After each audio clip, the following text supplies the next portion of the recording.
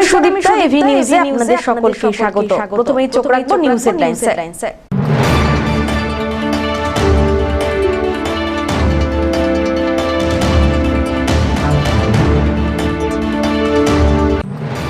পুলিশের ওপর ভরসা নেই, সিবিআই তদন্তের দাবি নিহত কংগ্রেস কর্মী মানিক রায়ের স্ত্রীর এবং প্রদেশ কংগ্রেসের।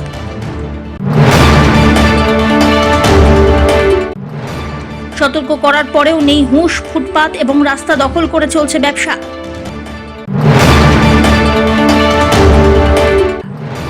বাদ গেল না শপিং মল, সবজির মূল্য নিয়ন্ত্রণে শপিং মলে অভিযান জেলা প্রশাসন এবং পুলিশের।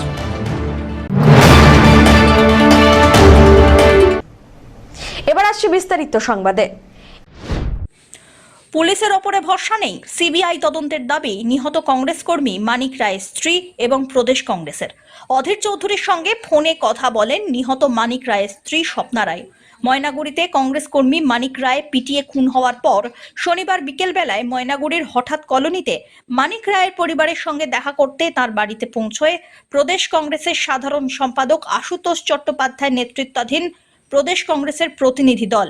এদিন নিহত মানিক রায়, তার স্ত্রী এবং সন্তানদের সঙ্গে কথা বলে সমস্ত ঘটনা শোনা হয়। পাশাপাশি তার বাড়ি এবং যে গাছে বেঁধে তাকে বেধড়ক মারধর করা হয়েছে সেই জায়গাও ঘুরে দেখেন প্রতিনিধিরা। যে জায়গা থেকে অবৈধভাবে বালি তোলা হয় সেই বালি তোলাকে কেন্দ্র করে প্রতিবাদ করেন মানিক। সেই নদীর পার ঘুরে দেখা হয়। এদিন আশুতোষ মুখোপাধ্যায়ের ফোন থেকে অধীর চৌধুরীর সঙ্গে কথা বলেন নিহতের স্ত্রী। অধীর চৌধুরী ফোনে তাকে নির্দেশ দেন যাতে তারা বাড়িতেই থাকেন। আমি এখন ভয়ে অনেকটা, আমার ভয় দূর হয়ে গেল। আমি এখন সিবিআই এর তদন্ত চাচ্ছি, এখন আর পুলিশের তদন্ত চাচ্ছি না। আমি এখন সিবিআই এর তদন্ত পাইলে অনেকটা মনের আতঙ্ক দূর হবে। কেন সিবিআই তদন্ত কেন? সিবিআই হয়তো আমার স্বামীর জীবন হত্যা দূর করতে পারবে, আমার স্বামী শান্তি পাবে। আমার স্বামী তো ওরা পুলিশের উপরে ভরসা নেই আপনার? আমি ভরসা একটু কম পাচ্ছি, সিবিআই তদন্ত সেটা বেশি পাচ্ছি। আপনাকে কি এখনো হুমকি দেওয়া হচ্ছে বা শাসানো হচ্ছে? হুমকি তো দেওয়া হচ্ছে না, কিন্তু এখনো আমি কোনো সেভাবে হুমকি পাই নাই, কিন্তু বলা তো আর যায় না, আমি তো বিশ্বাস পাচ্ছি না। বললাম আপনি যে ভয় পাচ্ছিলেন বাড়িতে থাকতে, এখন প্রদেশের নেতারা বললো পাশে আছে, বাড়িতে থাকবেন? এখন তবু তো ভয় লাগতেছে, এখন আমি তো মনটা ঠিক থাকতেছে না। এখন দেখি, চেষ্টা করি, যদি মনটা যদি আমার এগুলো কাজটা ঝড় পড়ে যদি কিছুটা মনটা শান্তি হয় তাহলে থাকবো। যাচ্ছেন এখন? কিন্তু আমি একদম যে ক্লিয়ার বলতেছি যে আমি এখানে থাকবো, কিন্তু এটা আমার মনে সাহস হচ্ছে না। অধীর চৌধুরীর সঙ্গে ফোনে কথা হলো, কি বললো উনি নেতার সঙ্গে কংগ্রেসের? দাদা বললো যে তুমি বলো যে আমি পুলিশের তদন্ত চাচ্ছি না, আমি সিবিআই এর তদন্ত চাচ্ছি। বলছি হাসপাতালে মন খুশি হবো। হাসপাতালে ভর্তি হয়েছিলেন সকালবেলা, কি সমস্যা হচ্ছিল? আমার শ্বাসকষ্টের সমস্যা হয়েছিল। এখন কি কিছুটা ঠিক আছে? এখন কিছুটা ঠিক আছে। আপনি কি মানে অ্যাকচুয়ালি আপনার বক্তব্যটা কি চাচ্ছেন এখন আপনি? আমি চাই আমার স্বামীকে যতগুলো লোক ধরে মারছে তাদেরকে যাবজ্জীবন জেল চাই, আর ওইটা চাই। আমি সিবিআই এখানে আর কি থাকি, যাতে ভালোভাবে থাকি, আমার বাচ্চা দুটো যেন ভালোভাবে মানুষ হয়, আমিও ভালোভাবে থাকতে পারি। নৃশংস হত্যার প্রতিবাদ জানিয়ে পরবর্তীতে মিছিল করে ময়নাগুড়ি ঘেরাও করে বিক্ষোভ দেখান কংগ্রেস নেতাকর্মীরা। পাশাপাশি এদিন সাংবাদিকদের মুখোমুখি হয়ে প্রদেশ কংগ্রেসের সাধারণ সম্পাদক আশুতোষ চট্টোপাধ্যায় কি বললেন শোনা যাক। একটা নৃশংস হত্যা লীলা সংগঠিত করা হয়েছে এখানে। কংগ্রেস করা কি পশ্চিমবঙ্গে অপরাধ মাননীয় মুখ্যমন্ত্রী?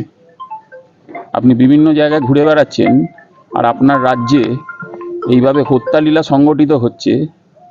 দুটো ছোট ছোট শিশু, তার স্ত্রী, তার সামনেই ঘটনা ঘটল।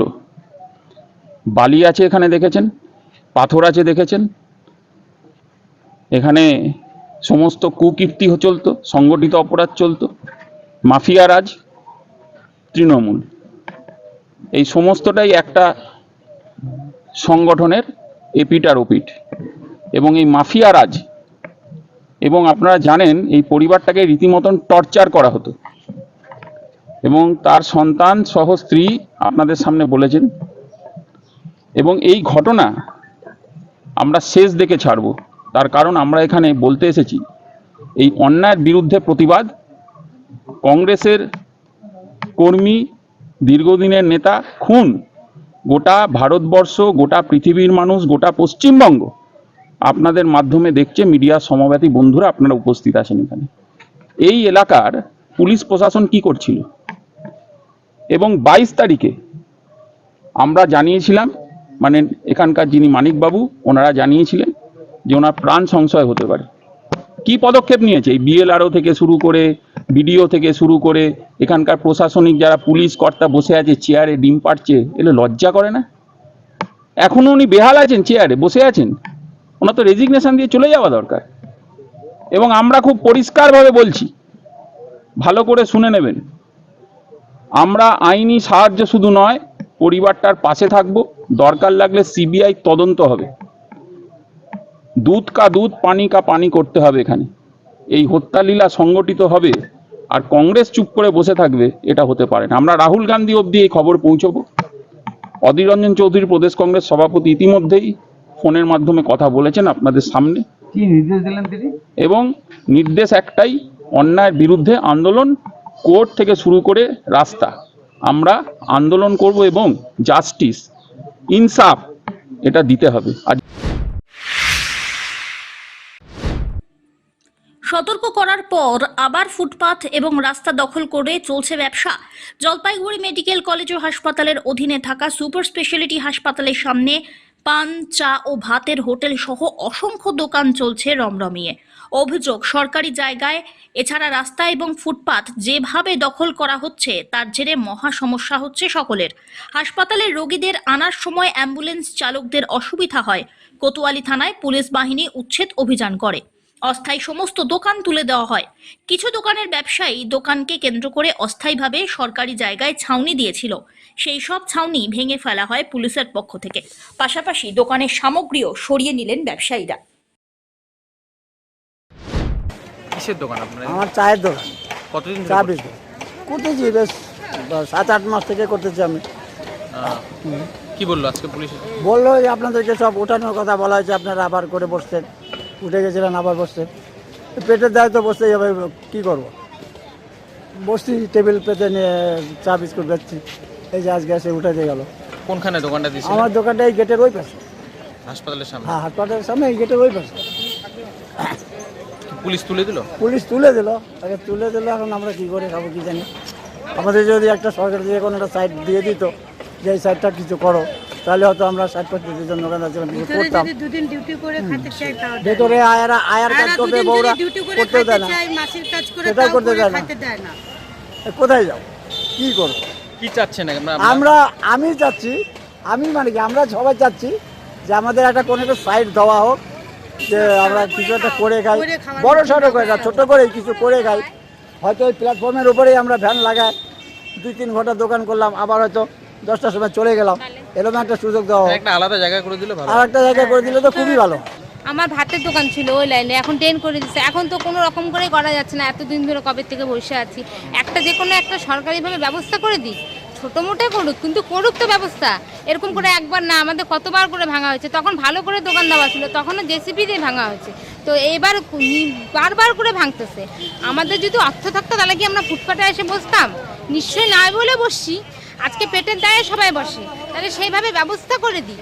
হ্যাঁ, বলছে আমাদের যে ফাঁকা মাঠে করতে না, কিন্তু যখন ফাঁকা আমরা দেখছি, কেন বাইরের কাজে যাব, কেন অন্য কোথাও যাব? আমরা এখানেই করে খাই 2 টাকা। চাচ্ছেন আপনারা? আমরা চাচ্ছি এখন আমাদের যাতে ছোটখাটো করে সবাই ব্যবস্থা করে যাতে আমরা ছোটখাটো দোকান করে আমরা করে খাইতে পারি। সবারই একটা ফ্যামিলি আছে, ঋণ ধার করে সবাই দোকান করছে এখানে, সবারই একটা সমস্যার মধ্যে এখন চলতেছি, হুটহাট করে বন্ধ করে। আপনার নামটা কি? পুলিশ জানিয়েছে, মুখ্যমন্ত্রী মমতা বন্দ্যোপাধ্যায়ের নির্দেশ অনুযায়ী হাসপাতালের সামনে সরকারি জায়গা, ফুটপাত দখল করে ব্যবসা করা যাবে না। এই কারণেই এই অভিযান। সব্যসাচী মজুমদারের রিপোর্ট, এভি নিউজ।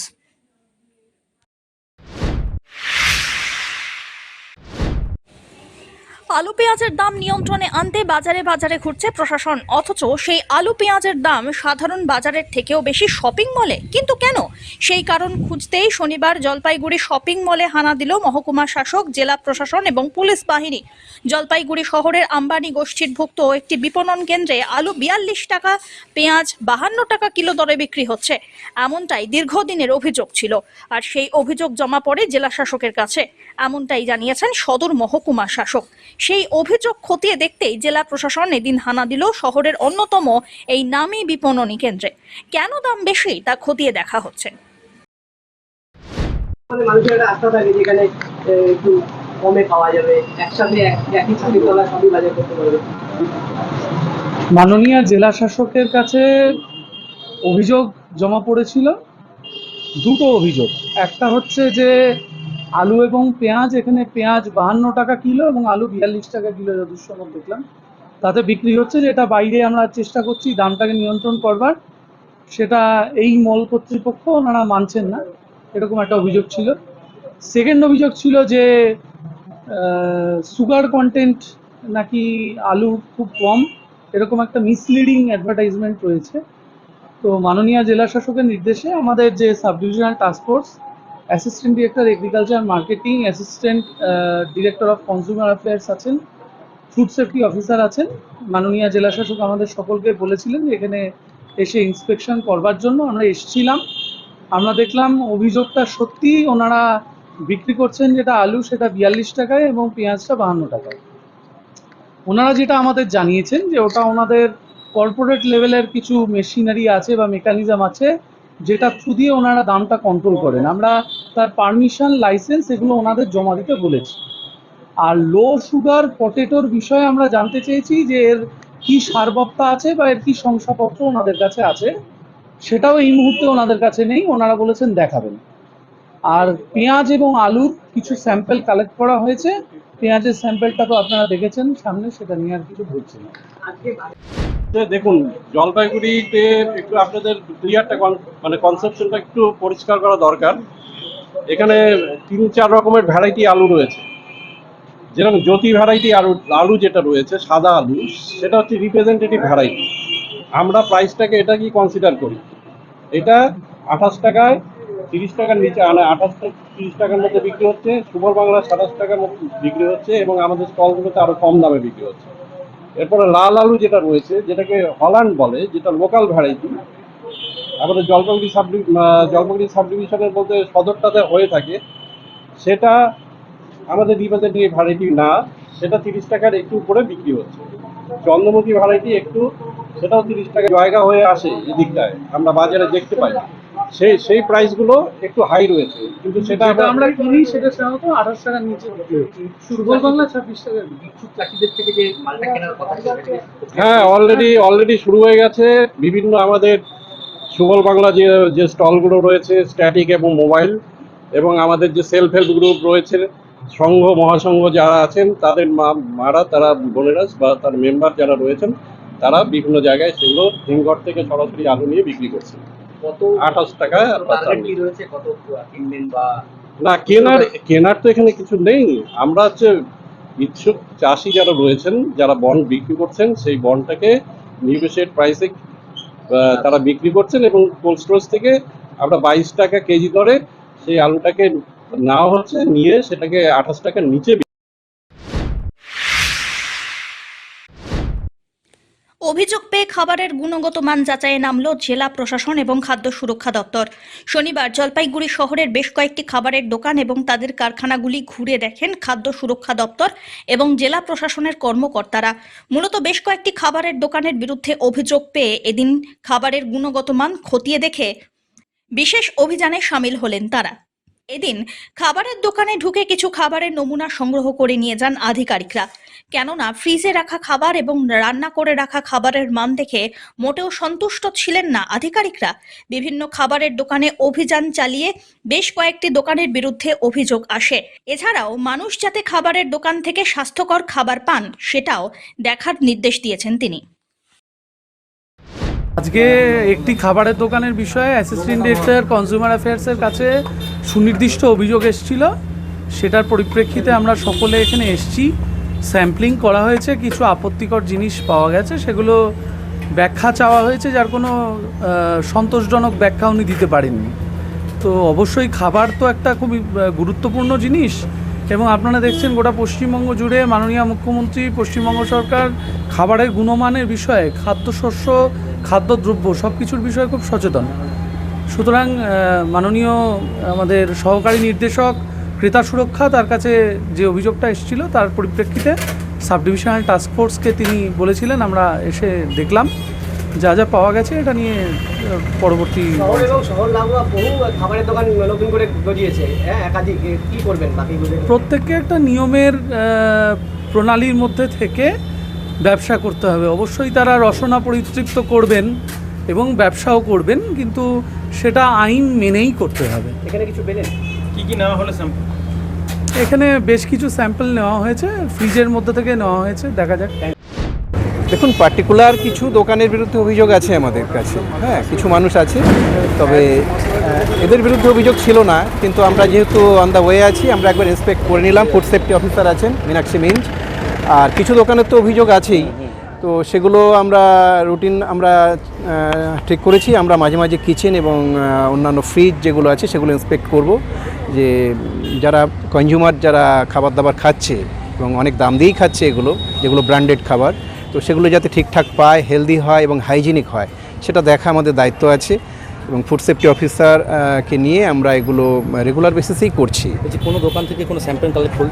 হ্যাঁ, হয়েছে, নামটা বলা ঠিক হবে না, হ্যাঁ, নাম বলতে বলছি না, মানে কোনো হ্যাঁ, এগুলো আমরা নিয়েছি। কিছু চিকেন পাওয়া গেছে, বাসি চিকেন পাওয়া গেছে, বাসি বলেই মনে হচ্ছে, এটা টেস্টের পরেই বোঝা যাবে। আর কিছু কুকড চিকেন ছিল, সেটা নিয়েছি, আর বিরিয়ানি চিকেন কিছু আমরা নিয়েছি। ধীমান রায়ের রিপোর্ট, এভি নিউজ।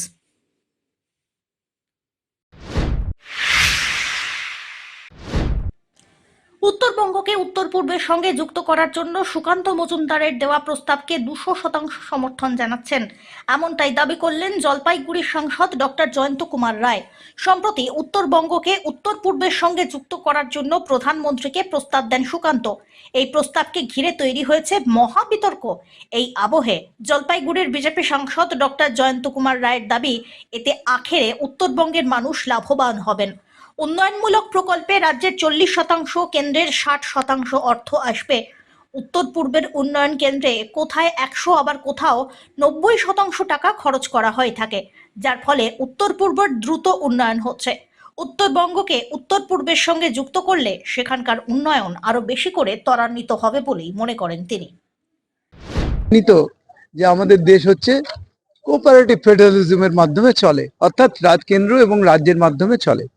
সেক্ষেত্রে এই সমস্ত যে কোনো রাজ্য, যেমন পশ্চিমবঙ্গ, উত্তরপ্রদেশ হোক, বিহার হোক, ইত্যাদি ইত্যাদি, এই সমস্ত রাজ্য 60-40 হিসেবে কাজ করে। 60-40 মানে যে সমস্ত কোনো ডেভেলপমেন্টের কাজ যেগুলো স্টেট গভর্নমেন্ট থ্রু করাতে হবে, সেগুলো কিন্তু 60% ব্যয় করে হচ্ছে কেন্দ্র, রাজ্য সরকার ব্যয় করে 40%। এবার আসি উত্তর পূর্বাঞ্চলের ক্ষেত্রে। উত্তর পূর্বাঞ্চলের ক্ষেত্রে কিছু কিছু প্রজেক্টের ক্ষেত্রে 100% সেন্ট্রাল শেয়ারিং থাকে, অর্থাৎ সেন্ট্রাল গভর্নমেন্ট সেগুলো নিজেরাই সেগুলো কাজগুলো করে। এবং বেশিরভাগ ক্ষেত্রে যেগুলো রাজ্যের মাধ্যমে যেগুলো করতে হয়, সেখানে 90% শেয়ার হচ্ছে সেন্ট্রালের এবং 10% শেয়ার হচ্ছে রাজ্যের। তাহলে সেই জন্য ওখানে সেন্ট্রাল যেহেতু নিজের শেয়ার করে এবং দায়িত্ব নিয়ে কাজ করে, এই জন্য দেখছেন ডেভেলপমেন্ট কত র্যাপিডলি হচ্ছে নর্থ ইস্টে।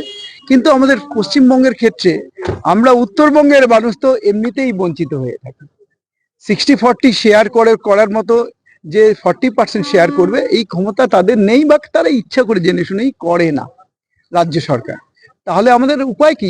উনি উত্তরবঙ্গকে ভালো করে জানেন, উনি বালুরঘাটের সাংসদ, উনি উত্তরবঙ্গের মানুষের অবস্থাটা ভালো করে জানেন, এবং তিনি চাইছেন যে এখানকার ডেভেলপমেন্ট হোক, যেটা long pending demand of north Bengal, সেটাকে দাবিয়ে রাখা হয়েছে। সেটার এগেনস্টে উনি বলেছেন, আমি ওনাকে 200% সাপোর্ট করি, এবং আমি চাই যে উত্তরবঙ্গের ডেভেলপমেন্ট হোক, সার্বিক বিকাশের বিকাশ হোক। লালিপপ না, ওরা পকেটস্থ হয়ে গেছে, ওরা নিজেরা পকেটস্থ করেছে এবং নিজেরা পকেটস্থ হয়ে গেছে। আমরা সাংসদরা বা আমাদের সাংসদ বিধায়ক, আমাদের নেতৃত্ব, সেটা হয়নি। ডিফারেন্সটা এখানে। ঝড়ে বিধ্বস্তদের পাশে বরাবরই রয়েছে জলপাইগুড়ি রামকৃষ্ণ মিশন আশ্রম। উল্লেখ্য, গত 31 মার্চ ময়নাগুড়ি ব্লকের বার্নিশ এলাকায় টর্নেডোর দাপটে ব্যাপক ক্ষয়ক্ষতি হয়। তখনই ঝড়ে ক্ষতিগ্রস্ত পরিবারগুলির প্রতি সাহায্যের হাত বাড়িয়ে দিয়েছিল রামকৃষ্ণ মিশন আশ্রম। এবার ক্ষতিগ্রস্ত পরিবারগুলির হাতে বিভিন্ন প্রজাতির চারা গাছ তুলে দেওয়া হলো শনিবার। এদিন ওই এলাকায় মানুষের হাতে সুপারি, নারকেল, তেজপাতা গাছের চারা তুলে দেওয়া হয়। পাশাপাশি করা হয় বৃক্ষরোপণ। জলপাইগুড়ি রামকৃষ্ণ মিশন আশ্রমের সম্পাদক স্বামী শিবপ্রেমানন্দজি জানিয়েছেন, 200 পরিবারকে গাছ বিতরণ করা হলো। পরবর্তীতে আরও 200 চারা গাছ বিতরণ হবে। আগামী 4-5 বছর ধরে এই গাছগুলি থেকে আর্থিক সুবিধা পাবেন মানুষ।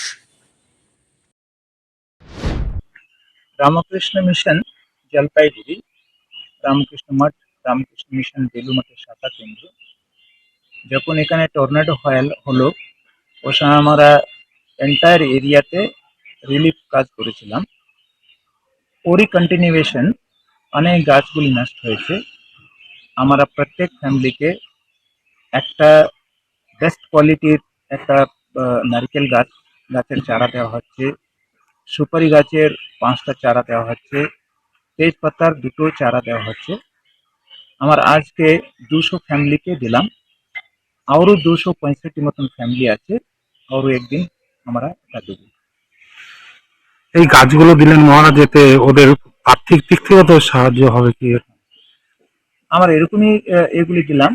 এটা 3-4 বছর পরে যেরকম নারকেল গাছ আছে ওটা ভালো ফলন দেবে, সুপারি গাছ আছে সুপারি মানে পাওয়া যায়, তারপরে আপনার তেজপাতা যে থাকবে ওটাও কিন্তু ইজিলি 3-4 বার করে কালেক্ট করতে হবে বছরে। তো ওদের আর্থিক দিকেও এটা হেল্প হবে। এট দি সেম টাইম এন্টায়ার এরিয়াতে অনেকটা গাছগুলি ভালো গাছগুলি হবে, এটাই আইডিয়া আমাদের।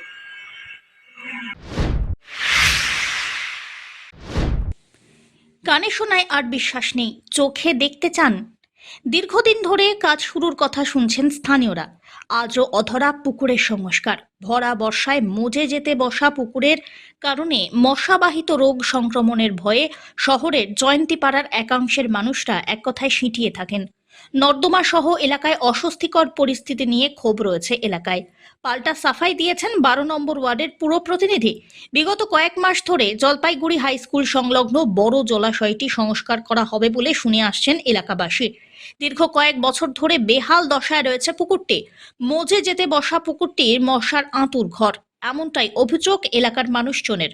শহর তথা জেলায় ডেঙ্গি ম্যালেরিয়ার প্রকোপ প্রতি বছর এই সময় বাড়ে। সমর্থিত সূত্রের খবর, জেলায় ইতিমধ্যেই ডেঙ্গিতে আক্রান্ত হয়েছেন কম বেশি 150 জন। ভরা বর্ষায় মশাবাহিত রোগ নিয়ে এখন আতঙ্কে রয়েছেন পুকুর সংলগ্ন এলাকার মানুষ। ওই এলাকার নর্দমা পরিষ্কার করা নিয়ে একরাশ অভিযোগ করলেন অজয় রায়, লক্ষ্মী মণ্ডল সহ স্থানীয়রা। এলাকার অধিকাংশই নর্দমার কাঁচা এবং যথাযথ সাফাইয়ের অভাবে নর্দমার জল উপচে রাস্তায় পড়ার অভিযোগ জানান। অজয়বাবু এ বিষয়ে কি বললেন শোনা যাক। এদিকে মজে যেতে বসা ওই পুকুরে আবার আশেপাশের বাসিন্দাদের একাংশের গৃহস্থালির ময়লা আবর্জনা ফেলা হচ্ছে বলেও অভিযোগ করেছেন অনেকে। তাদের দাবি, ওই পুকুর এবং এলাকার নর্দমার দ্রুত সংস্কার হোক, পুকুরটি সৌন্দর্যায়ন হোক, এলাকায় সাফাই যাতে নিয়ম মেনে হয় সেই দাবিও করেন এলাকাবাসী। কি আপনার সমস্যা কি? আমাদের সমস্যা জায়গা পিছনে বৃষ্টির জল পড়ে সেটা আলাদা, বৃষ্টির জল পড়লে চলে যায়। এদিককার ড্রেন না কাটলে আমাদের বাড়ির জল পাস হয় না। আমাদের আশেপাশে বাড়ির পিছনে বাড়িতে জল ঢুকে যায়। এখন আমার বাড়িতে দেখেন কত জল বসে আছে, আমরা ফুল পাততে পারি না, ভিতরে ঢুকতে পারি না। আমার পিছনটা বাগানে এত জল জমে থাকে। তাহলে কমিশনকে তো সেদিন বললাম আমি, বলে আপনি মিটিং এ যাবেন, যা সমস্যা হবে মিটিং এ যায় বলবেন। তাহলে আপনি তো ওয়ার্ডে এসে দেখবেন তো কার কি সমস্যা হয় না সমস্যা হয়। এগুলো কোনো কিছুই করতে চায় না, তাহলে কেমন করে কমিশনকে ভোট দিবেন বলেন? জায়গাটার নাম কি? 12 নম্বর ওয়ার্ড, জয়ন্তীপাড়া। আর ওই যে লঙ্কা কবে থেকে খারাপ, যাকে বলি সে বলে কি পুকুরটা দেখতেছেন তো কি অবস্থা। এ বলে কি হবে, কি করবে, সুইমিং পুল বানাবে না কি পুল বানাবে, ওইভাবেই পড়ে আছে। তাই তো লোকে তো হ্যাঁ নোংরা ফেলে তো তাই হবে। মানুষ গাড়ি আসলেও নোংরা দিতে চায় না। গাড়ি যে আসে তা তো নোংরা গুলা তো দিবে, তাও তো দেন। ওই কার বাড়ি জঙ্গল পরিষ্কার যায়নি, এখানে ডিপ করলো।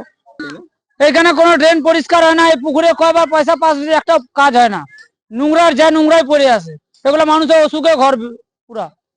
মশার তো এখন পুরো বারবার মশা তো খুব, এখানে দেখেন না, এই জঙ্গলটা দেখেন, এখানে কার বাড়ি ঘরে পরিষ্কার করে এখানে ফেলা হয়েছে, এটা কি পরিবেশ? 12 নম্বর ওয়ার্ডে এই অবস্থা হয়েছে। কাউন্সিলরকে জানান নাই, বলেন না আসে? কাউন্সিলরকে বলে কাউন্সিলর উল্টা আমাকে বলে আপনার বাড়ি কোনটা? আমার বাড়ির ঘর পয়সা পাস হয়েছে, 60,000 টাকা ঢুকছে, বাকি 3 বছর থেকে টাকাই ঢোকে না। কাউন্সিলর আসে না আসে না? কাউন্সিলর তো আছে, কাউন্সিলরকে বলতে যাবো তোর 2-3টা স্টাফ রাখছে, ও বলে ও জানে, ও বলে ও জানে, কাজের কাজ কিচ্ছু হয় না। কিচ্ছু কাজ হয় না। এই ঘরের টাকা পাস হয়েছে বলে কবে থেকে 3 লাখ 3.5 লাখ টাকা ঢুকে, 60,000 মাত্র ঢুকছে, এখন পর্যন্ত টাকা ঢোকে নাই। ড্রেন আর রাস্তার কি অবস্থা? রাস্তার অবস্থা খারাপ, ট্রেন পরিষ্কার না, আপনারা দেখতেছেন ফটো দেখে নেন। পাল্টা পুরো প্রতিনিধি মনীন্দ্রনাথ বর্মন কি বললেন শুনে নিন। হাই স্কুলের পুকুর, যেটা জলপাইগুড়ি হাই স্কুলের সামনে যে বিশাল পুকুর, সেটা বহুদিন থেকে নোংরা অবস্থায় পড়ে আছে এবং এটা বিভিন্নভাবে চেষ্টা করার পরেও আজ অবধি কাজ শুরু হয়নি ঠিকই, কিন্তু আমরা কাজটা গুটিয়ে এনেছি। এখন জাস্ট টেন্ডার প্রক্রিয়া বাকি আছে, মানে সুডার অনুমোদন পর্যন্ত হয়ে গেছে, মানে অনুমোদনের পালা শেষ, এখন শুধু টেন্ডার প্রক্রিয়া এবং তারপরে কাজ শুরু প্রক্রিয়া। এতে অল্প দিনের মধ্যে কাজটা শুরু হয়ে যাবে।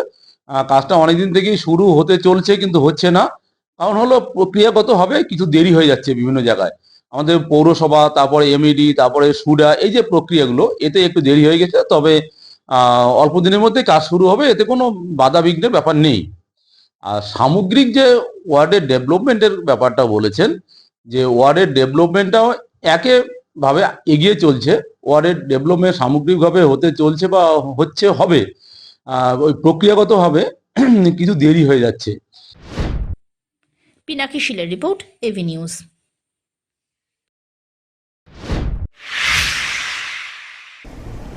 শেষ করবার আগে নিউজ হেডলাইন্স আরো একবার।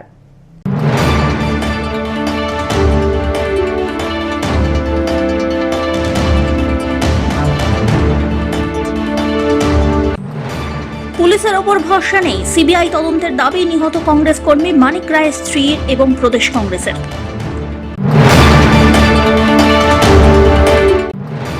সতর্ক করার পরেও নেই হুঁশ, ফুটপাত এবং রাস্তা দখল করে চলছে ব্যবসা।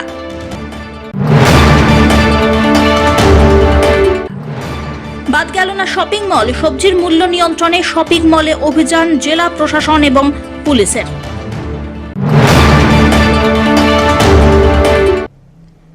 এখনকার মতো এভি নিউজ এ পর্যন্তই। পরবর্তীতে আসছি আরো সংবাদ নিয়ে, দেখতে থাকুন আমার বিশেষ। নমস্কার।